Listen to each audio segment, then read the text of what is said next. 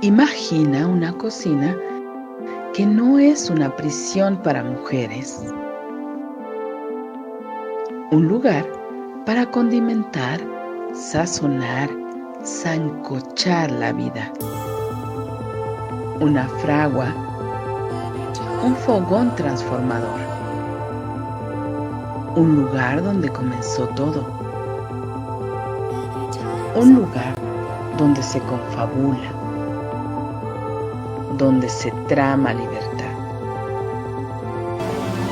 La cocina de Chabela, un nicho donde sazonamos la vida pública con pimienta feminista.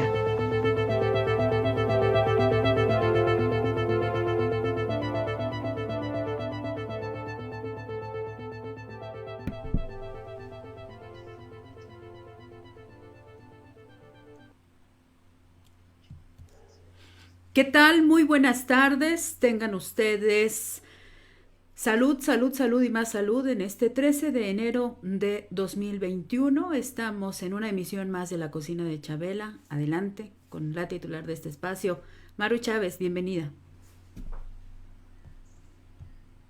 Efectivamente, es nuestro primer programa en vivo de este 2021. La Cocina de Chabela, como ustedes saben, cada miércoles a las 12 del día, horario del centro de México, nos encontramos para conversar, charlar en una, pues, intercambio de sobremesa, porque en la cocina suceden muchas cosas y queremos recordar, rememorar, reconstruir la memoria de movimientos sociales, de la vida pública en México, particularmente de aquello relacionado con los movimientos feministas, pero también de otros movimientos sociales que además, por supuesto, que están siempre vinculados.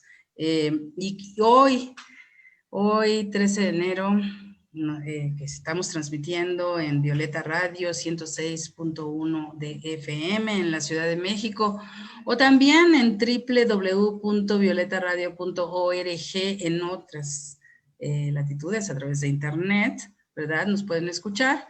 Y pues en Facebook Live, quienes están en Facebook Live nos pueden mirar además.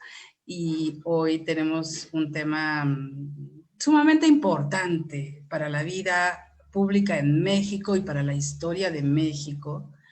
Y claro que nos vamos a centrar en la participación de las mujeres en ese movimiento y en ese momento histórico del país, pero creo que también es importante mencionar que a partir de este movimiento en donde participaron hombres y mujeres, se dio un cambio y una transformación histórica y que fue no solo una transformación para México, sino para el mundo desde mi perspectiva.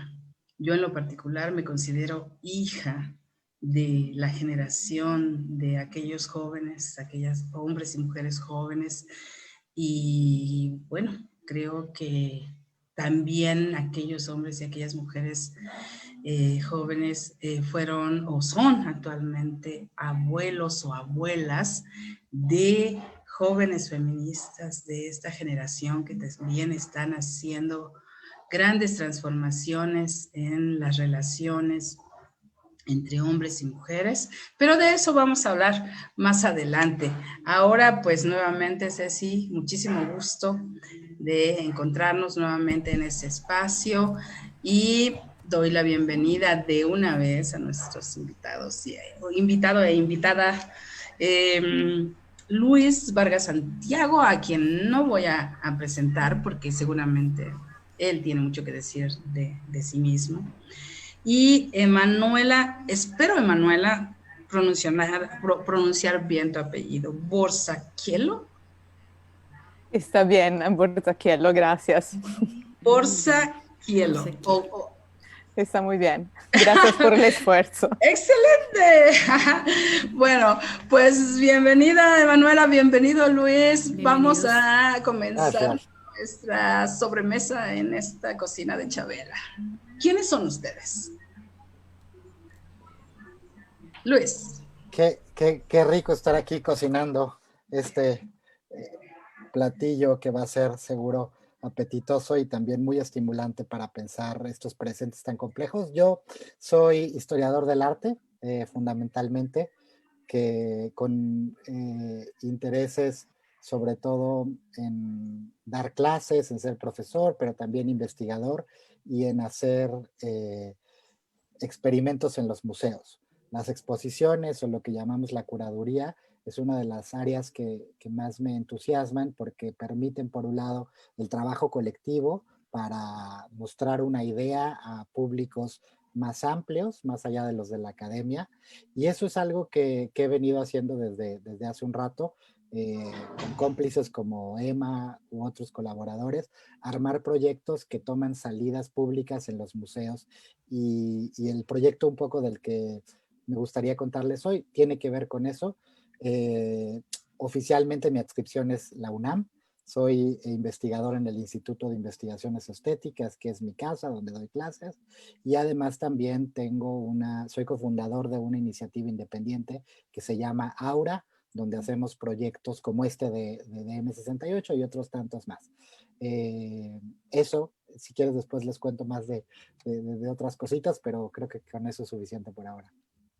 Claro que sí. Emma. Yo soy investigadora feminista. Trabajo entre academia y periodismo porque, como Luis, estoy absolutamente convencida que tenemos que pensar, trabajar de manera colectiva y interdisciplinaria, además, porque soy experta por lo que se puede ser experta en este tema en violencia feminicida. Y parte del Comité de Seguimiento a la Alerta de Género para Ciudad de México desde el año pasado. Entonces, cuando se estudian, investigan, comparten esos temas, crear complicidades interdisciplinarias es fundamental. Gracias, Emanuela. Y estamos aquí justamente la charla nos reúne a quienes estamos en este momento acá, porque el tema del que queremos conversar es sobre la exposición que se realizó, de la que ya más o menos habló Luis, en relación a la participación de las mujeres en el movimiento estudiantil de 1968, y porque tú, Emma, eres pues también una estudiosa del tema. Entonces, pues creo que podemos empezar contándonos cómo surge la idea y por qué es la idea de organizar esta exposición que supongo que tiene que ver justamente con una intención de crear memoria de una parte que ha sido invisibilizada, ¿no? Justamente la participación de las mujeres en el movimiento estudiantil, o de un relato construido de la participación de esas mujeres, pues de una manera mínima, ¿no? O incluso desde una perspectiva de las mujeres amas de casa que perdieron a sus hijos, o las mujeres amas de casa que fueron colaborantes, que no es menor, pero que fueron colaborantes del movimiento, llevándoles comida, ¿no? Ayudando a los estudiantes, pero muy poco relatado ese movimiento a partir de la participación activa de las mujeres estudiantes, ¿no? Creo que hay mucho que decir al respecto, pero entramos primero con cuál fue la idea de la exposición. Sí, si quieres doy un preámbulo muy rápido. En el 2018, con el 50 aniversario del movimiento estudiantil del 68, la UNAM decide renovar un espacio que tiene en el Centro Cultural Universitario Tlatelolco, que ya existía, que era el Memorial del 68, que se había inaugurado en 2007, y era un espacio muy importante para la memoria del 68, testimonial en su mayor parte, que incluía los testimonios de participantes clave del movimiento, sobre todo líderes. Y ese espacio fue muy necesario en su momento. Pensemos 2007, está Andrés Manuel López Obrador al frente del gobierno de la Ciudad de México. El 68 era un tema tabú en la historia de México, o que no se destapaba porque habían archivos clasificados, y a partir del 2002 se empezaron a desclasificar archivos. Entonces la UNAM había sido el lugar donde se empezaba a contar la historia de ese movimiento. Pero 10 años más tarde, para 2018, esa historia que se contó en 2007 ya necesitaba una revisión desde otras claves, y fue entonces que nos invitaron a un grupo de investigadores a repensar un museo sobre el 68. Y allí nuestra primera intuición fue decir, bueno, ¿qué no se ha dicho? Y uno de los casos más claros, ostensibles, era el de la participación de las mujeres. Y la otra pregunta era, ¿qué tenemos distinto ahora de lo que no se conocía antes?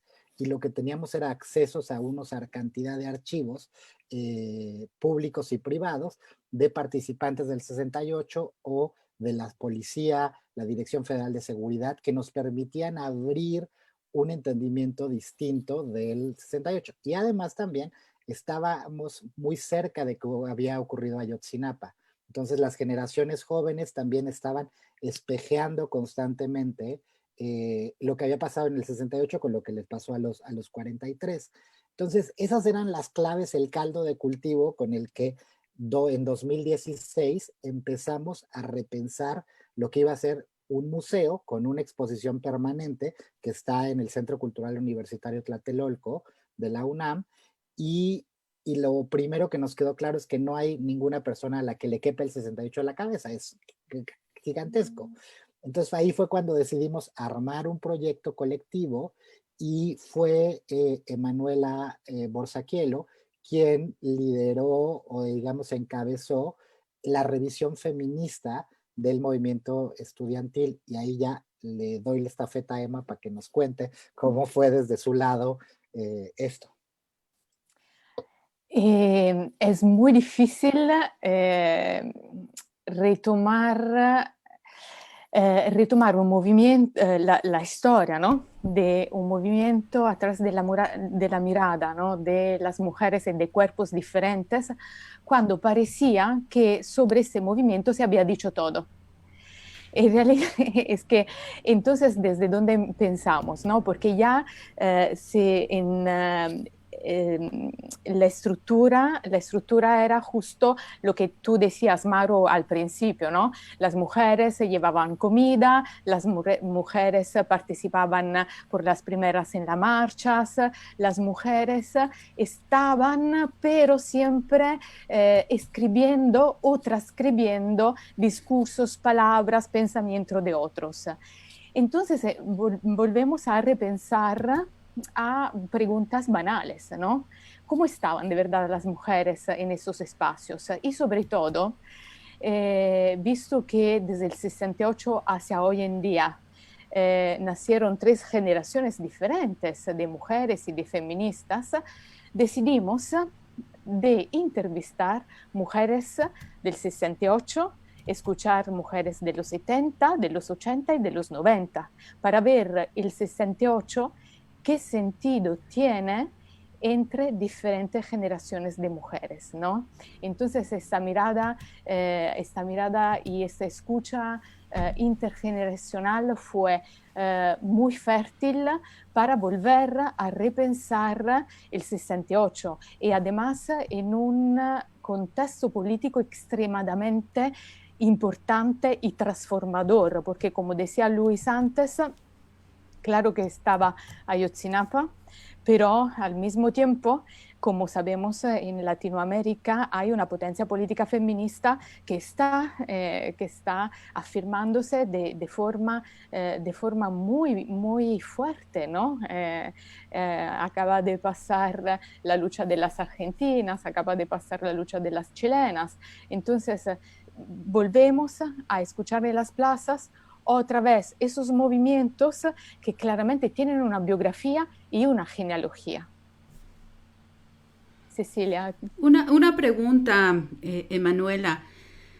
Acá en México tenemos una idea muy generalizada de que el periodismo de aquellos años, de esos momentos, nos quedó mucho a deber, ¿no? Entendemos el contexto político que existía, pero hay una deuda del periodismo, ¿no? Respecto a lo que sucedió con los jóvenes y todo este movimiento. Para ti, como investigadora, como periodista, ¿cómo fue hacer ese periodismo a distancia temporal? Lo que tú hiciste ahora para formar parte de este trabajo museográfico implicó, por supuesto, un trabajo de periodismo, o sea, hacer las entrevistas que en su momento no se hicieron, encontrar a esas protagonistas que en ese momento se invisibilizaron. ¿Cómo fue este choque para ti? Claro, yo antes que nada, como académica, tengo una obsesión que es la obsesión de los archivos. y siempre estoy en la construcción de archivos feministas en tiempo de violencia. Y eso es fundamental para reconstruir historias, porque las historias tienen que tener un intercruce entre fuentes orales y fuentes escritas. No tenemos solo que pensar al testimonio oral, ¿no? Entonces, para mí es siempre muy importante subrayarlo, pero ¿cómo creamos esta primera parte, ¿no? De testimonios de mujeres cuando se entra en el memorial? Hay dos posibilidades de entrar en el memorial. Uno es a través de las voces de las mujeres del 68 y uno es con los movimientos de 132, de Ayotzinapa. Entonces se empieza de forma absolutamente paradójica, contradictoria respecto de un discurso lineal de la historia. Y cómo encontrar, claro que lo que tú decías, el periodismo tiene una deuda pendiente con las mujeres en el 68, pero las mujeres retomaron su voz solas a partir de esta experiencia, porque muchas mujeres que se formaron, se conocieron, crearon colectivas o empezaron a juntarse en el 68, después la veremos en el 70 hacer cosas increíbles, porque tienen que pensar una cosa fundamental que me explicó Marta Acevedo, que es una feminista, que escribió el primer artículo que se considera, ¿no? El primer artículo que abrió la ola de los 70 al feminismo mexicano.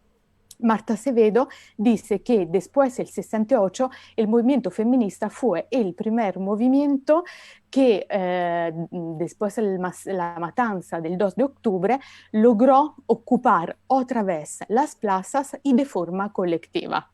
Y esto es muy importante porque a veces lo olvidamos, ¿no? Olvidamos que el movimiento feminista en los 70, cuando todo el mundo tenía miedo de bajar en la plaza, de caminar en las calles, de organizar manifestaciones, empezó a escribir públicamente, a tomar públicamente la palabra y sobre todo hacerlo en el espacio público. Este reconstruir la memoria a partir del espacio público, ¿qué impacto tiene en el periodismo? Tiene el impacto que en los 70 las mujeres, no solo las que participaron en el 68, pero las también que se conocieron en el 68, fundaron en Ciudad de México la primera y más longeva revista feminista latinoamericana, que nace en Ciudad de México en 1976 y se llama FEM. Las fundadoras fueron Aleide Foppa y también Margarita Flores, ¿no? Entonces, y allá todo esto se gesta, ¿no? Justo porque nos dieron la palabra cuando quisieron, ¿no? Pero todavía pensamos a crear grupos alternativos como mujeres, a crear voces que todavía estaban en los testimonios que hemos recolectado. una cosa que las mujeres cuentan es que, por ejemplo, una de ellas era la que transcribía todos los discursos de revueltas y varios que estaban por allá, pero en realidad la pregunta que probablemente es importante socializar y que ponían ellas es: ¿la transcripción de las mujeres que estaban allá como secretarias eran solo una transcripción o era una reconfiguración del discurso? Qué ¿No? O sea, interesante. ¿Y qué piensas hay tú? mucho que pensar. No, eso que dice Manuela fue clave, porque cuando uno empieza a cambiar los términos y las preguntas que se le hacen a la investigación y pasas de una transcripción a una reconfiguración o a una traducción en un sentido de mucho mayor precisión, ajuste, obviamente un mensaje que era hiperintelectualizado como el de Revueltas puede tener una penetración cuando se reparten esos documentos a una población más amplia, mucho mayor. Y eso no hubiera ocurrido sin que participaran las mujeres. Pero la pregunta de Cecilia se me hace bien interesante también por algo que ocurre dentro del museo. Por un lado, hay una sección dedicada exclusivamente a la prensa, que es parte de un núcleo que se llama los objetos obedientes. Es decir, Ah, así wow. como los estudiantes generaron objetos de la protesta que desobedecían, que tomaron el espacio público, que lo llenaron con los performances de la protesta y ciertas poéticas, hubieron otros objetos que fueron los obedientes, y en este caso son los medios de comunicación, los que obedecen, los que dan una versión, los que tergiversan ciertas cosas. O sea, también hay una historia de los objetos obedientes. Sí, sí, tal cual, eso está presente allí. Y además, lo que dice Emma de cómo uno entra al recorrido del 68 con los testimonios de las mujeres también es algo que trae jiribilla. Quisimos empezar con testimonios por una razón muy clara. El 68, hasta antes de que tuviéramos acceso a los archivos, se había contado desde el famoso libro de Lenita Poniatowska, desde la voz de los líderes. Y los líderes generalmente eran hombres. Habían ahí, por ahí se colaban dos mujeres generalmente, pero siempre eran los de... Y nos encontramos con un texto fundamental de Gladys López, que fue una participante muy activa en la prepa popular, es decir, una adolescente que participa en el 68 y luego se suma a los movimientos más guerrilleros. Y ella tiene un libro que se llama Ovarimonio, que es su testimonio en el paso por todo este activismo. Y ella dice, bueno, testimonio suena a testículo.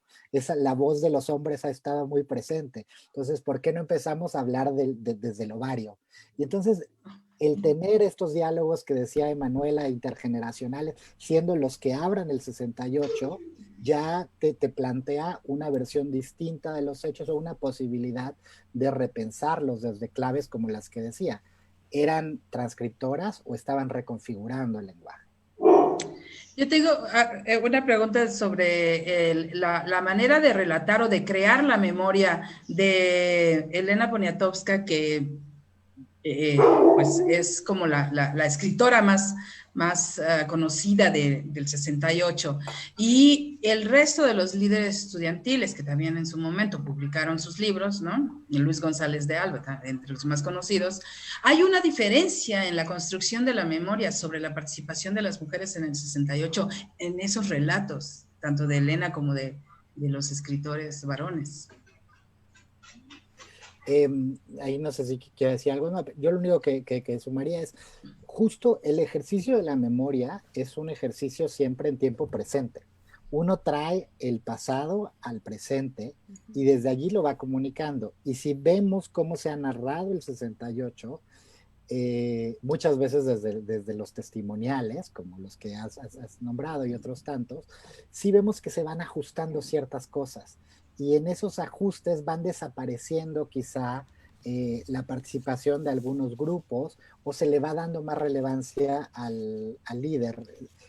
Muchos de los líderes estudiantiles se convirtieron en líderes de opinión, algunos tomaron carreras políticas, estuvieron al frente de cuerpos académicos importantes y en esa medida su protagonismo quizá no de manera tan consciente, pero fue oscureciendo la participación de un movimiento que se pensaba desde lo colectivo.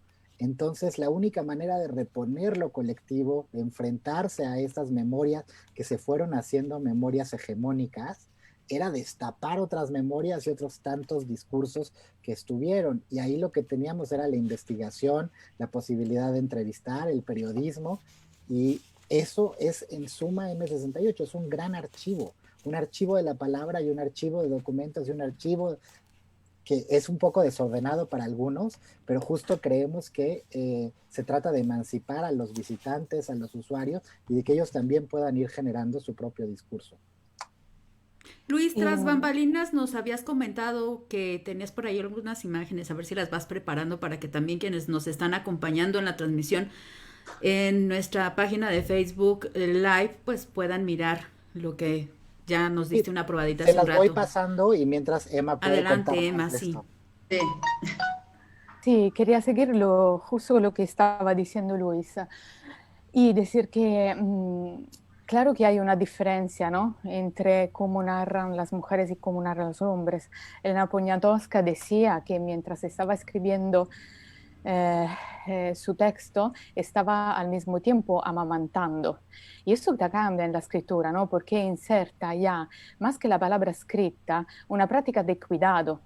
Y las prácticas de cuidado que fueron construidas colectivamente para y desde las mujeres en el 68 fueron muy importantes. El problema es que empezaron esas prácticas a romper con la hegemonía masculina de una izquierda típica de los años 60, 70, pero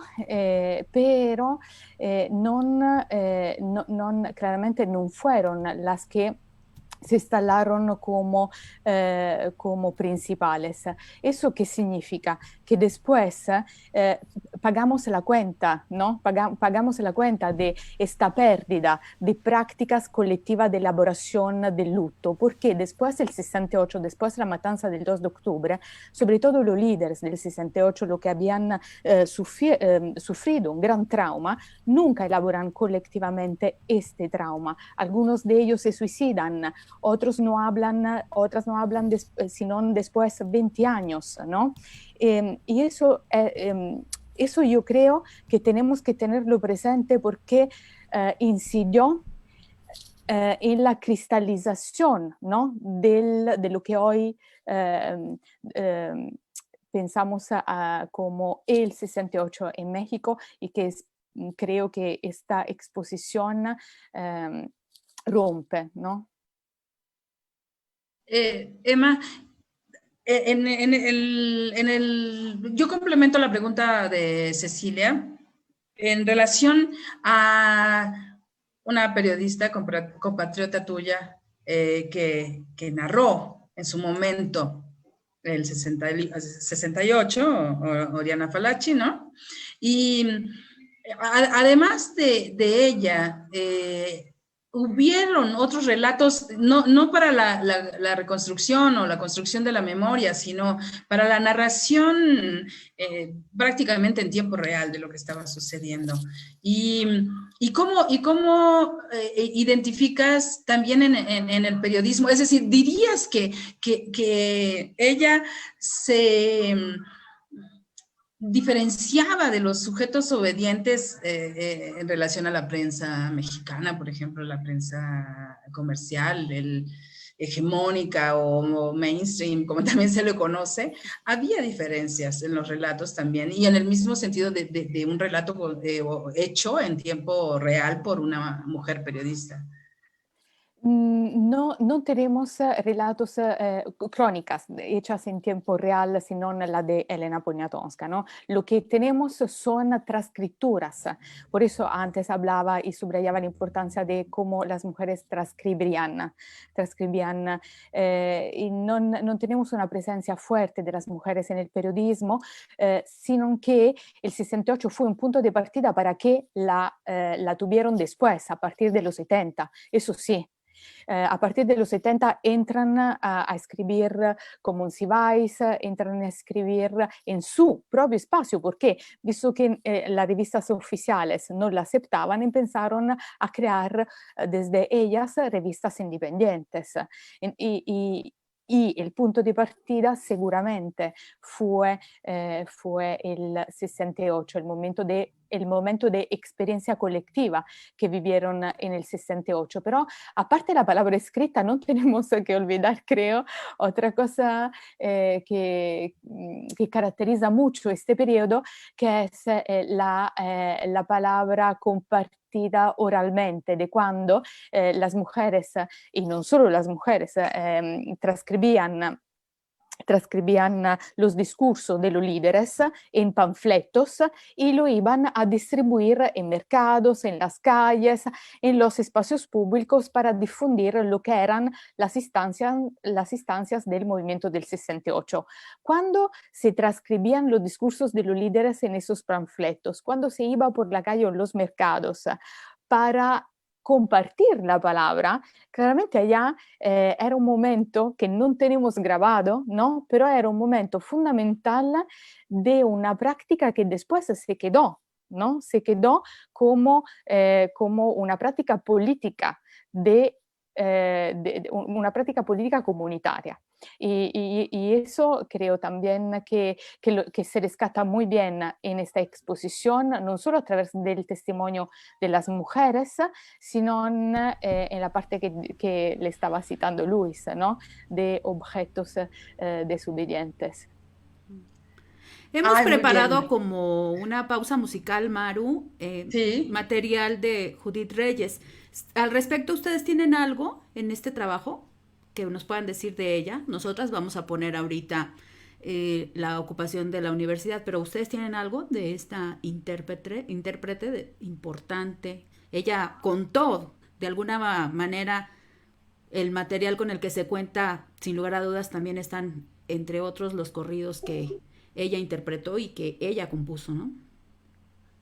Y algo que es bien importante del proyecto de M68 es que además de la exposición permanente que está en el museo, existe un repositorio digital con muchos archivos que es m68.mx y lo pueden consultar, donde se concentran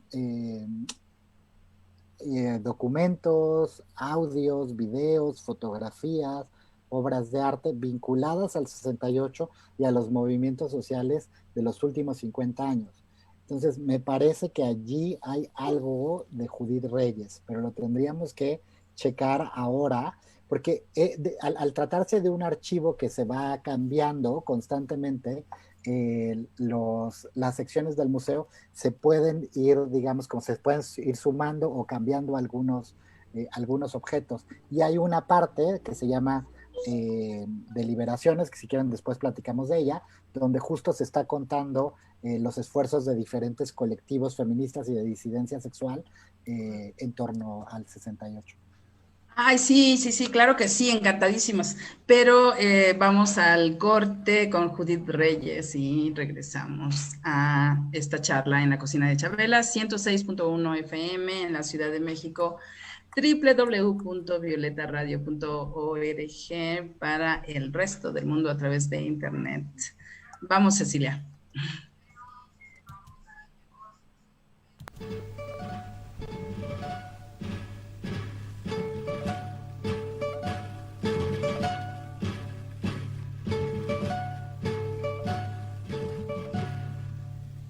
$10,000 soldados salieron de los cuarteles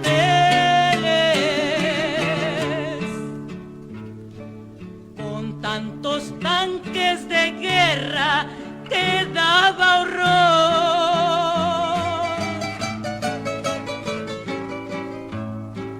Era en el mes de septiembre, un día 18,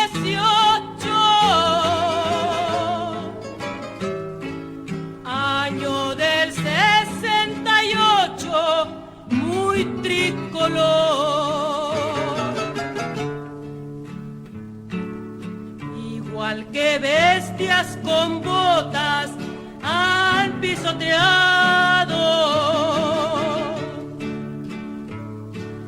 el patio, el libro, la escuela y la dignidad.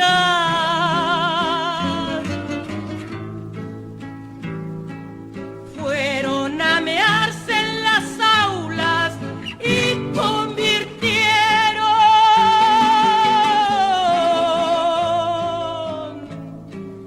en un cuartel mi querida universidad.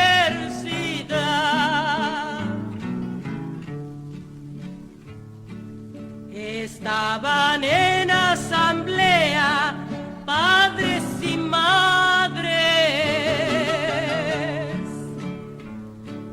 estudiantes y maestros sin distinción. 500 son aprendidos y allá en la cárcel se les maltrata y acusa de rebelión. Hoy las fuerzas militares, dijo el gobierno, han restablecido el orden en la ciudad. Si hay muertos, presos y heridos, solo se dice que en este olímpico suelo no hay novedad.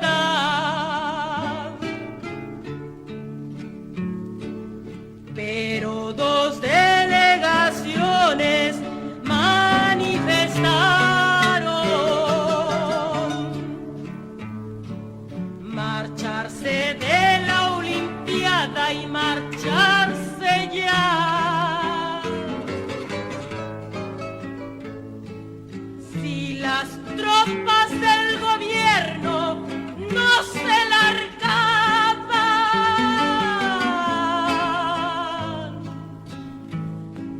del área de mi ultracada universidad, protestas y más protestas como llovieron,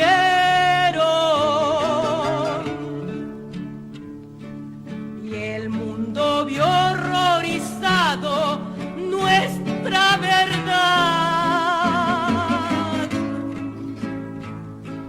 6 puntos que le planteamos a este gobierno demuestran que no hay justicia ni libertad. Llegó el 30 de septiembre y al fin se fueron los cascos y los fusiles de la opresión.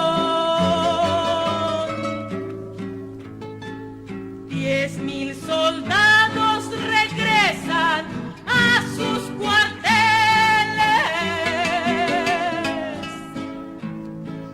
pero creció en Lecumberri la población.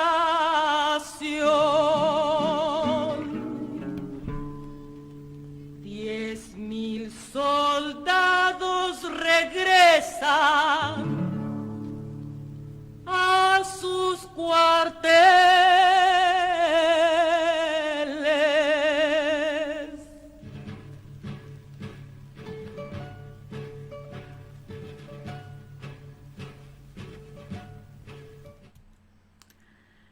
La ocupación de la universidad, en voz de Judith Reyes. Maru, regresamos.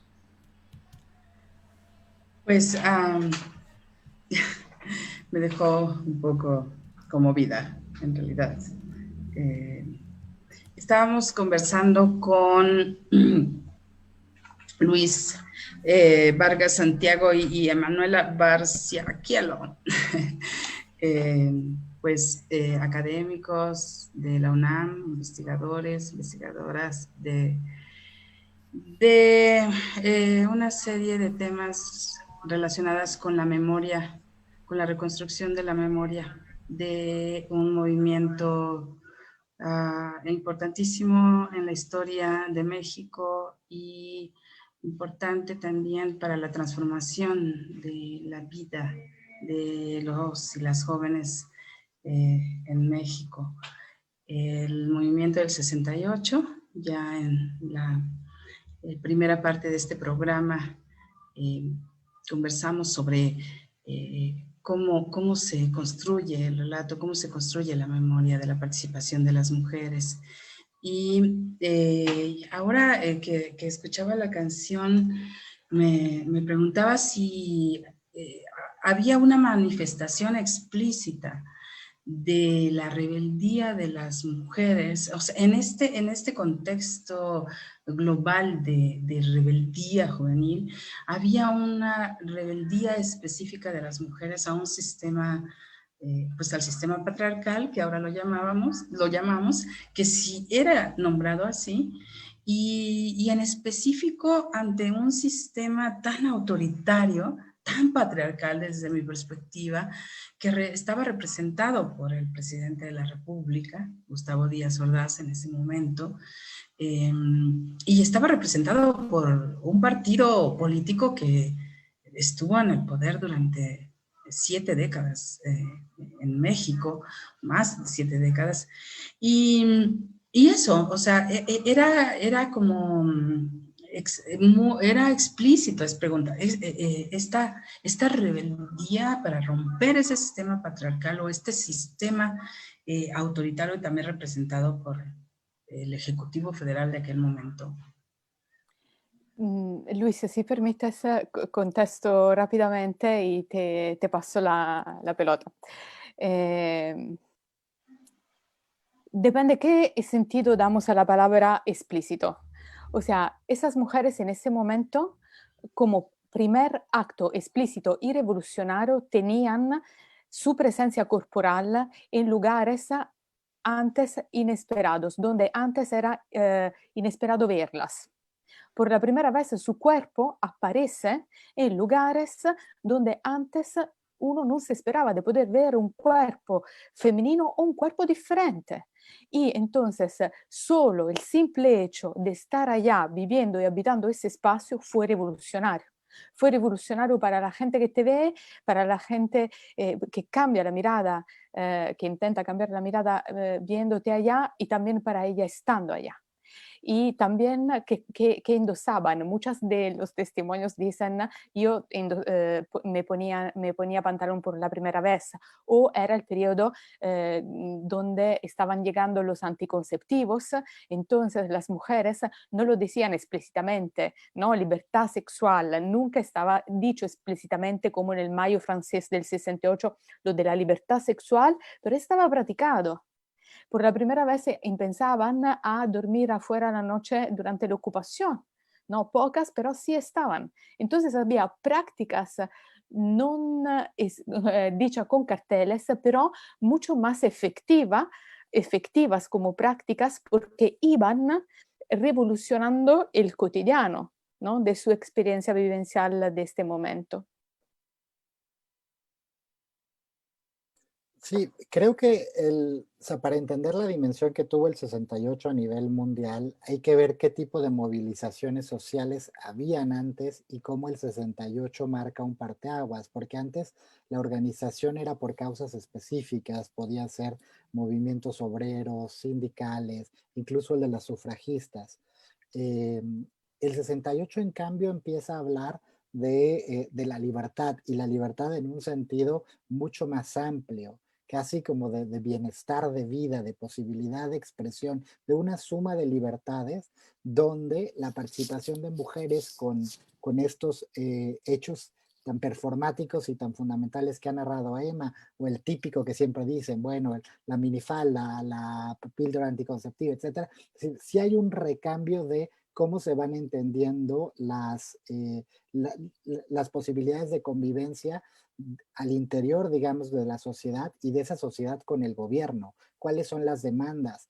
O sea, sin el 68 no tendríamos muchas de las libertades de las que gozamos actualmente. Y creo que ahí es donde hay que empezar a ver cómo este movimiento no es el excepcional, es más bien es el inicio más rotundo quizá de una serie de movilizaciones que, como dijo Emma al principio de esta charla, quizá no vamos a ver la contundencia del 68 al lado del feminismo porque no se estaba expresando así explícitamente, pero al cabo de poquitos años lo que están empujando los movimientos feministas mexicanos es brutal, y en parte es también por el espacio o el de ensayo que hubo en el 68 y cómo a partir de ahí también se van jugando de otra manera la articulación de los movimientos sociales.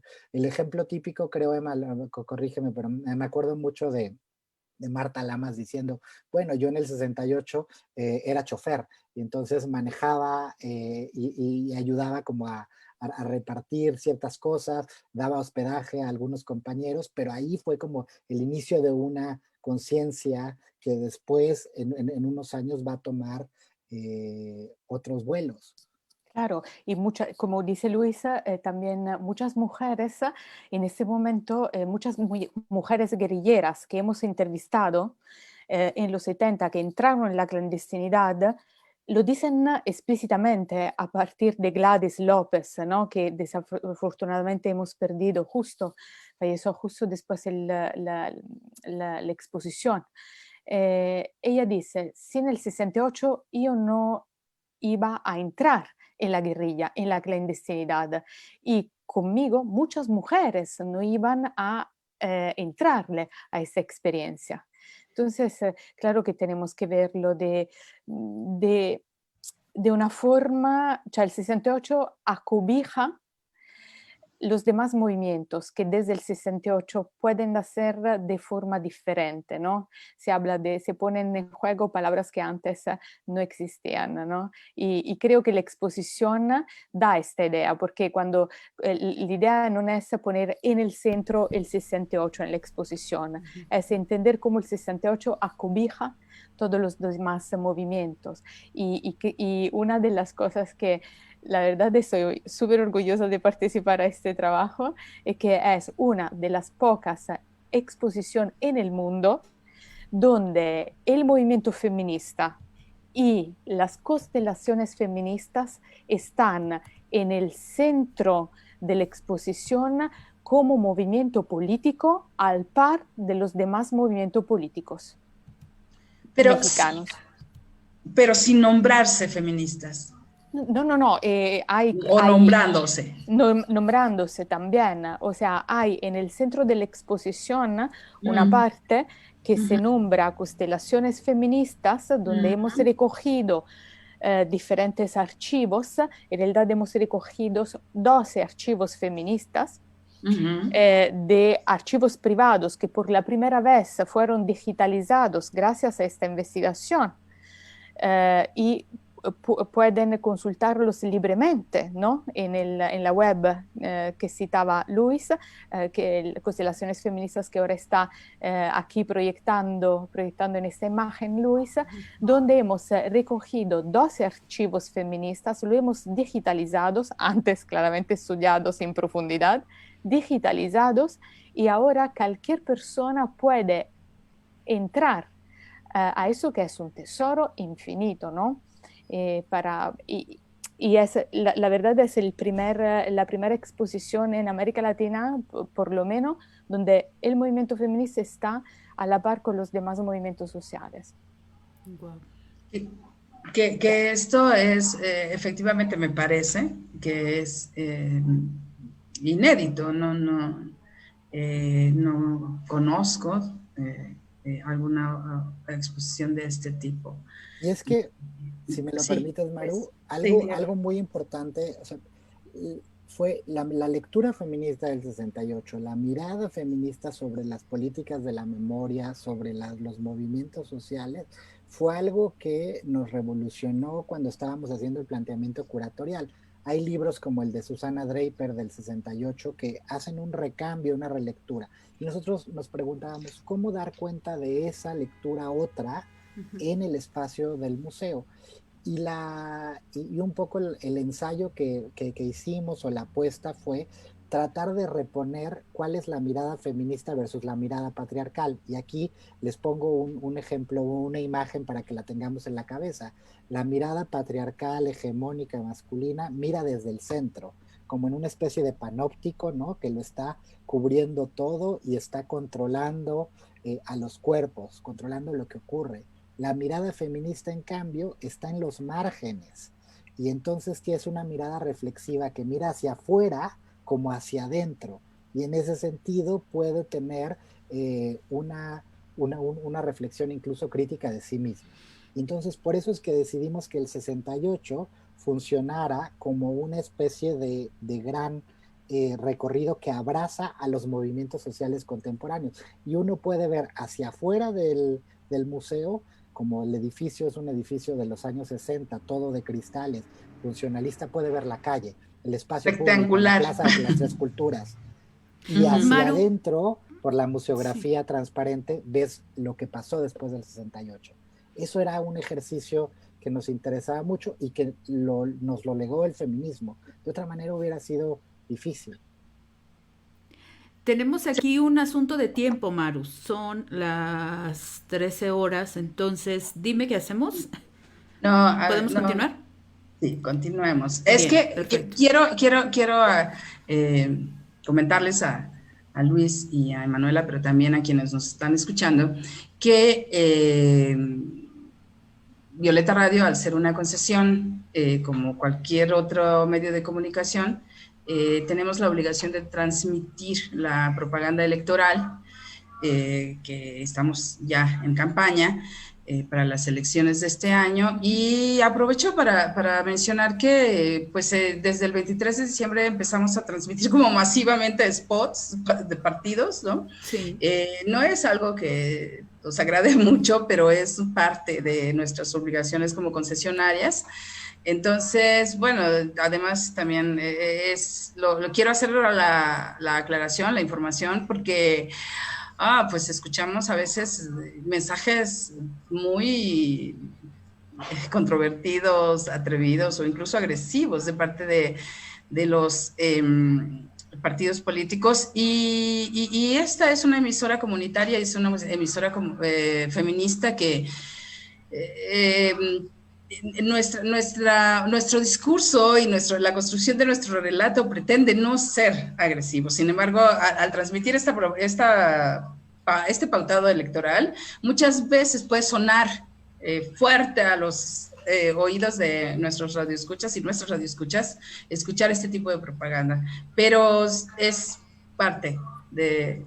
Es un debe. Es un debe, diríamos. Como concesionarias. Quería hacer la aclaración y discúlpenme por el paréntesis, pero sí, continuemos en esta, porque me parece muy importante. Yo quería preguntarles que, o sea, desde mi perspectiva, en los 60s se incrementa la presencia de las mujeres significativamente en los centros educativos de educación superior. Y claro que el acceso a la educación de las mujeres también fue de ciertas clases sociales inicialmente. Y entonces, es mi interpretación, ustedes me dicen si están de acuerdo conmigo o no. Me parece que el 68 como movimiento estudiantil viene a ser una toma de conciencia de esta clase social educada de mujeres que permite, como ustedes lo han mencionado, posteriormente una participación política muy activa, ya en los 70s, ¿no? Entonces, creo yo que tiene que ver justamente con eso, con que se da una presencia ya de mujeres en las universidades o en los politécnicos, y entonces es a partir de ahí la participación, pero no sé si coincidan conmigo. ¿Quieres contestar, Emma, o contesto? No, lo hice antes tú. Pues sí hay, digamos, sobre todo en la UNAM y en las prepas, un incremento de la población de estudiantes mujeres a partir de los 50. Recordemos que Ciudad Universitaria se abre en 1954, ¿no? Ya empieza a recibir a las primeras generaciones, y habían carreras que eran donde había como más posibilidad o era más común que hubieran mujeres, ¿no? La Facultad de Filosofía y Letras es una de ellas. De hecho, a título nota biográfica, mi abuela fue de la primera generación de historia que estudió allí en CEU. Y en el Politécnico eran mayormente varones. Había hasta cierto punto una pugna en algún sentido de tema de clase social entre los de Ciudad Universitaria son más fresas, ¿no? Era un poco la creencia que había desde el Politécnico. Y sí se pueden ver algunos cambios o digamos diferencias en las tomas del casco de Santo Tomás versus el de Ciudad Universitaria. El de Ciudad Universitaria es más como si fuera una gran kermés, un festival, hay música y hay muchísimas mujeres que aparecen en las fotografías. Si vemos las del casco de Santo Tomás, las del Poli, donde además el ejército fue mucho más brutal en el ingreso, pues prácticamente no hay mujeres en las fotografías a las que hemos tenido acceso. También tiene que ver mucho, los estudiantes del Politécnico venían no solo de estratos más populares, sino también había muchos que venían de provincia. Uh-huh. Y incluso lo que empezamos a ver, otra de las áreas que está pendiente de estudiarse a cabalidad, es la participación del 68, de otros estados en el 68, e incluso de comunidades indígenas. Nosotros vimos algunos casos con algunas comunidades de Tlalpan, ¿no? Con las que hay solidaridad durante las marchas, pero ciertamente las mujeres están más en CEU, y además también en algunos casos, por ejemplo, el ISUE, el Archivo del Estudio sobre la Universidad, tiene registros fotográficos de dos mujeres fotógrafas, que son Lori, ahora me voy a acordar de los nombres, pero que son fantásticas porque son fotografías a color. Es decir, estas chicas son de las primeras en tener acceso a las cámaras que hacen fotografía a color. Pero bueno, ese es un tipo también de visión de las mujeres estudiantes, pero participaron otras tantas, y de esto Emma nos puede decir, y ahí es donde tenemos que ampliar la mirada, porque vamos a ver que las madres de los estudiantes detenidos fueron las que con mayor contundencia aparecen y se paran frente al Senado de la República a demandar una serie de cosas que a mí me recordaron mucho a la toma de la CNDH hace poco. En fin, esos espejeos que podemos hacer entre 68 y el presente son muy importantes, pero Emma seguro tiene más para complementar eso. No, me acuerdo una cosa que dijo Mónica Mayer, la artista Mónica Mayer, durante la entrevista que le sacamos, porque fue una de las entrevistadas en la sección de Mujeres de 68.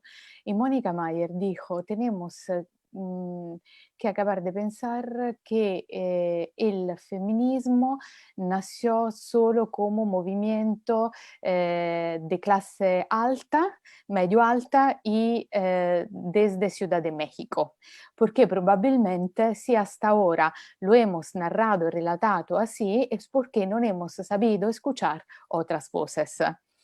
Retomando esta enseñanza, ¿no? de Mónica, que en este momento de las entrevistas nos dio, pudimos también escuchar otras voces de mujeres que no estudiaban en la UNAM, pero que empezaron a crearse una autoorganización de la propia formación. Cuando, por ejemplo, hemos entrevistado a varias mujeres que, rechazadas por la UNAM, fundaron y se iban a estudiar en otras escuelas y cómo se empoderaron aún más. Disculpen, no me gusta la palabra empoderar, pero en este Igual. momento para simplificar, ¿no? Para simplificar, empezaron a estudiar desde otros lugares, dándole a su formación una connotación mucho más interclasista. Y eso sin el 68 y sin una idea nueva, ¿no?, de educación no hubiera pasado, ¿no? Poder decir que la UNAM no era l'unica casa de estudio, ¿no? Y no era solo allá donde se producía y se gestaba el verdadero conocimiento del Estado-Nación, porque el Estado-Nación venía completamente deconstruido, ¿no? Entonces, fue muy importante ver cómo se iban desplazando los centros de poderes a partir, ¿no?, también del concepto que ellas mismas tenían de la educación. Muchas intentaron de entrar, no entraron, no es que como contrarrevolución fundaron otra cosa, no, es que desde ese momento empezaron a entender y a escribir que la educación era otra, ¿no? Que la educación era otra, y desde allá empezaron muchos procesos de alfabetización, por ejemplo, de escuelas de alfabetización autónoma, y muchas de ellas empezaron a ir en las comunidades indígenas justo por esos procesos de alfabetización. Pues fíjense que entre quienes nos escuchan está Beatriz López Rosado. Ella estuvo con nosotras hace algunas semanas, Maru, recordarás. Y pues bueno, aprovecho que ella está porque tenemos conocimiento, ella y yo, de personas que fueron atravesadas por el 68, eran estudiantes muy jóvenes 68 y que posteriormente formaron parte de esas caravanas que fueron a enseñar a otros jóvenes, formaron parte de las brigadas de las prepas populares, por ejemplo en Ciudad Nezahualcóyotl, en esos municipios que empezaban a formarse. Y ahí está ya, digamos que el primer germen de la semilla del 68 en términos de cómo tiene que ser la educación, no solamente la que se daba en la universidad, sino que salió desde la universidad para compartir conocimiento, ¿no? En pues esta que empezaba a ser la gran urbe de México.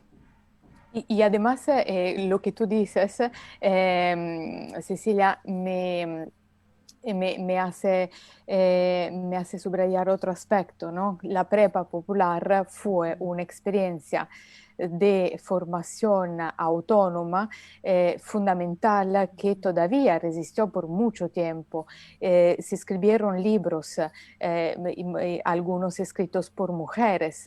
Ellas siguieron en la escritura, ¿no?, de una nueva posibilidad de formación, y la cosa más interesante es ver cómo su vida evolucionó después, porque muchas de ellas empezaron a decir, ok, la UNAM me rechaza, pero yo enseño en mi barrio, que era un barrio de bajos recursos de Ciudad de México, donde por la mayor parte de las veces ellas eran las únicas, ¿no?, que estaban formadas para poder alfabetizar también el barrio donde vivían. Entonces fue una experiencia compartida también de pequeñas células, ¿no? De pequeñas células.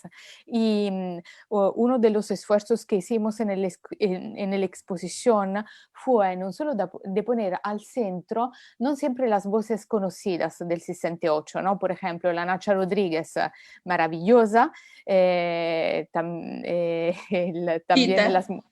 las mujeres que estaban en la cárcel, las mujeres que luchaban en la UNAM, como Ifigenia Martínez, ¿no? Pero no pusimos en el centro las voces que ya tenían un liderazgo, ¿no? Es que ya habíamos escuchado. O que ya eran muy visibles públicamente, ¿no? Exacto. Sí. Muy bien.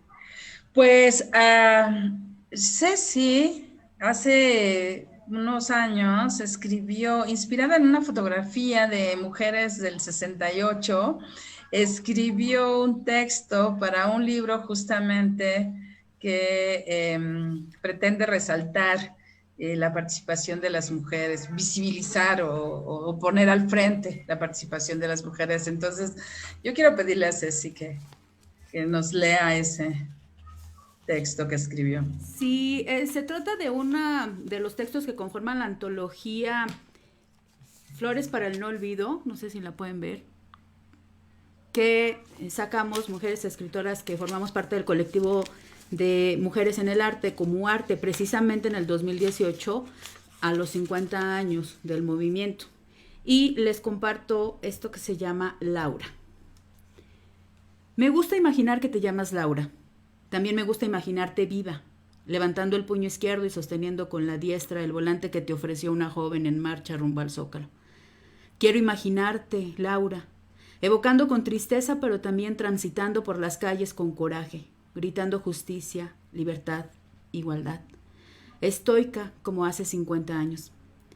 Me gusta llamarte Laura, porque este nombre no aparece en la placa de la Plaza de las Tres Culturas, porque es difícil aceptar que tu sonrisa se apagó esa tarde cuando el asesino escupió balas escondiéndose en el cielo.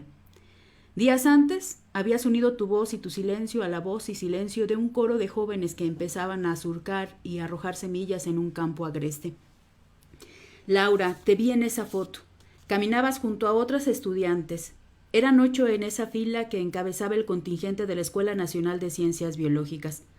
Todas haciendo una cadena, unidas por los brazos como protegiendo a los que iban detrás de ustedes. Gritas con fuerza. Tu boca abierta y tu mirada me permiten escucharte.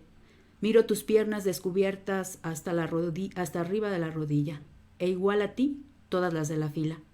Alguien me dijo que si vestías pantalón te decían marimacha y que si llevabas tu falda eras una loca. Laura, sé que tu padre estaba enojado porque participabas en el movimiento, que te prohibió ir a las marchas con la amenaza de que si lo hacías, tendrías que despedirte de la escuela.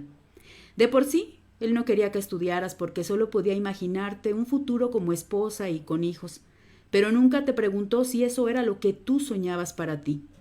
Aceptó que estudiaras a regañadientes y cuando te atreviste a contradecirlo, porque tú no creías que los estudiantes le hacían daño a la sociedad, te dio una cachetada. Lo engañaste, juraste por Dios que no lo harías, pero más que te dejara seguir estudiando. Y me dijeron que seguiste estudiando, Laura, pero que también escondiste los mandamientos de Dios y de la Iglesia e imprimiste en el stencil una hoja con el pliego petitorio de los estudiantes. Ocultabas los volantes entre las hojas de tus libros y cuando podías los repartías en la calle. Te atreviste a escribir en un breve mensaje lo que pensabas del gobierno. Lo imprimiste y entregaste a otros para que supieran lo que tú pensabas. Corriste con todas tus fuerzas, lograste escapar de la plaza sin recibir ningún disparo. Eso quiero pensar, me aferro a pensar. Caminaste sin parar y no sabes cómo, pero llegaste a casa.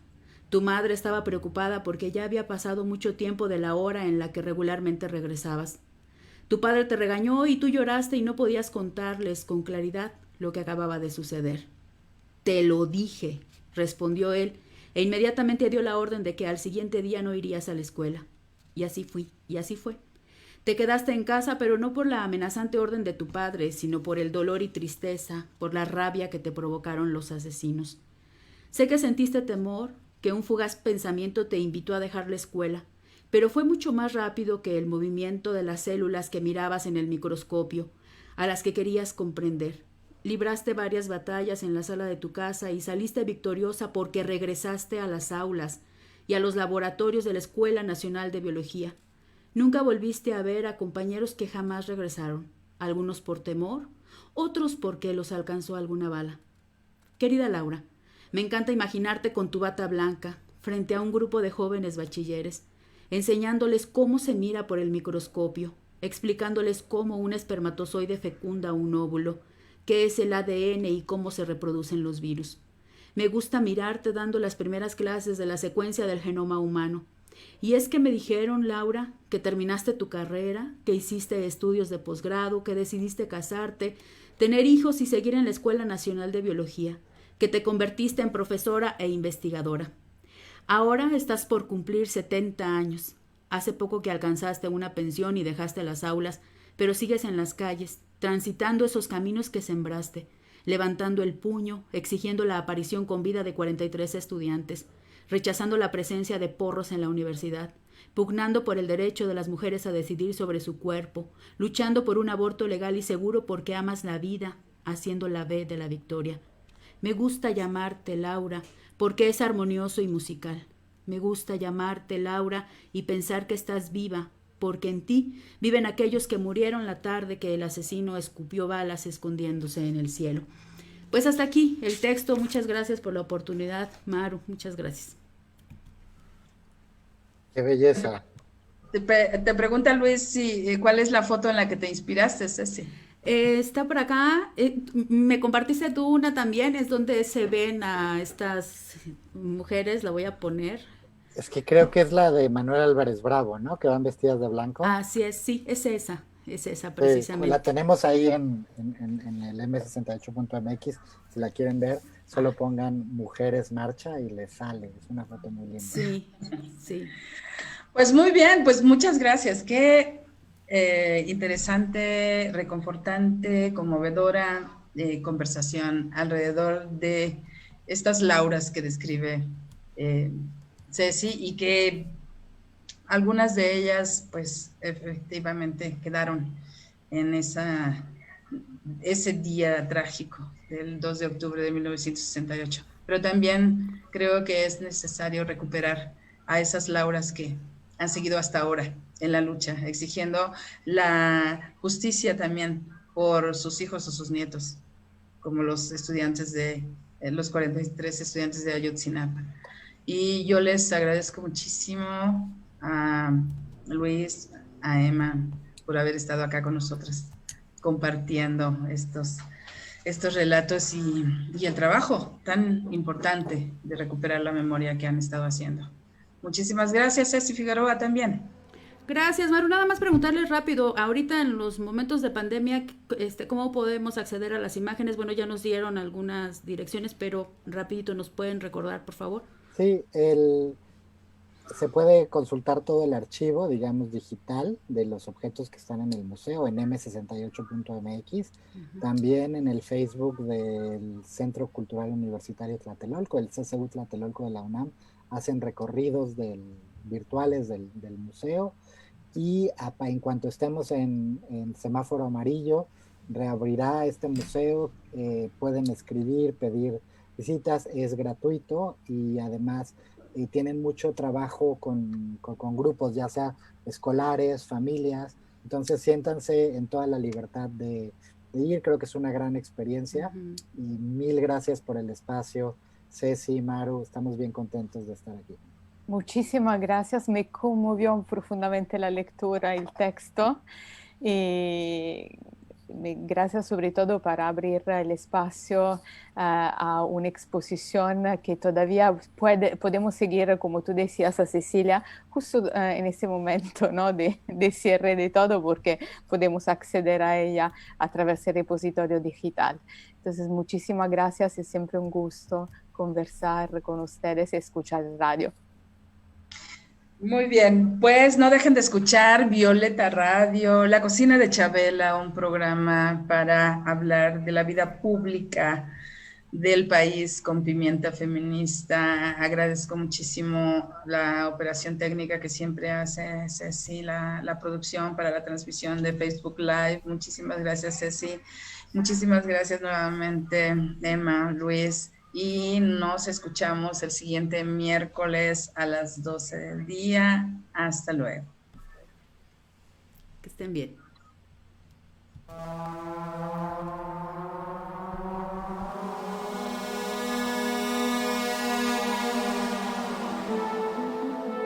Imagina una cocina que no es una prisión para mujeres.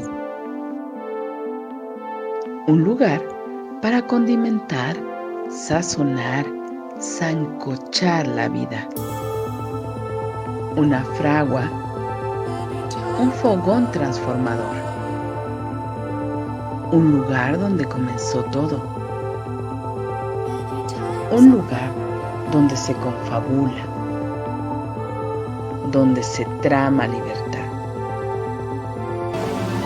La cocina de Chabela. Un nicho donde sazonamos la vida pública